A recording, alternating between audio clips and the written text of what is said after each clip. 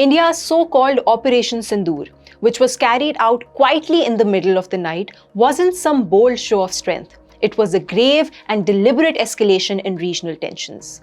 These attacks, which India attempted to justify as a response to the Pahalgam incident in Indian-occupied Jammu and Kashmir, were carried out without presenting even a shred of credible evidence linking Pakistan to the attack.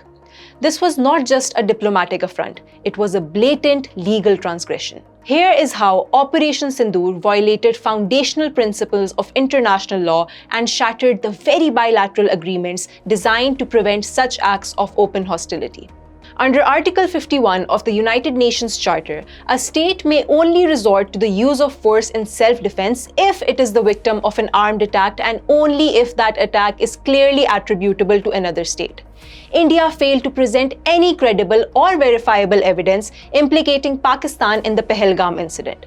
Without such attribution, India's justifications of self-defense collapsed entirely under legal scrutiny. Moreover, India had shown no proof of any imminent threat from Pakistan.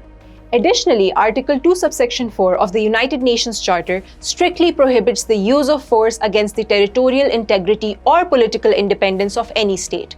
By launching attacks on Pakistan's territory, India also committed a direct breach of this fundamental right. What makes this even more serious is that India is a party to key international human rights instruments, the Universal Declaration of Human Rights, UDHR, and the International Covenant on Civil and Political Rights, ICCPR. The right to life, guaranteed under UDHR Article 3 and ICCPR Article 6, was violated in full view of the world. Innocent civilians were killed without warning or cause. The victims were denied the right to a fair hearing or any legal recourse in violation of UDHR Article 10 and ICCPR Article 14. But the violations don't stop here. Under customary international law, or what we call jus cogens norms, states are not allowed to use force against one another except in very specific, narrowly defined circumstances. These rules exist for a reason, and that is to stop exactly this kind of behavior from being normalized. Even within international humanitarian law, India's actions don't hold up. The principle of distinction, enshrined in Article 48 of the Additional Protocol 1 to the Geneva Conventions, requires all parties to a conflict to distinguish at all times between civilians and combatants and between civilian objects and military targets. India ignored this foundational rule and struck densely populated urban centers with full knowledge of the risk to civilian lives. This was not an act of defense. This was an act of brutality. The incident also undermines the spirit and purpose of regional agreements that were established to prevent such escalations.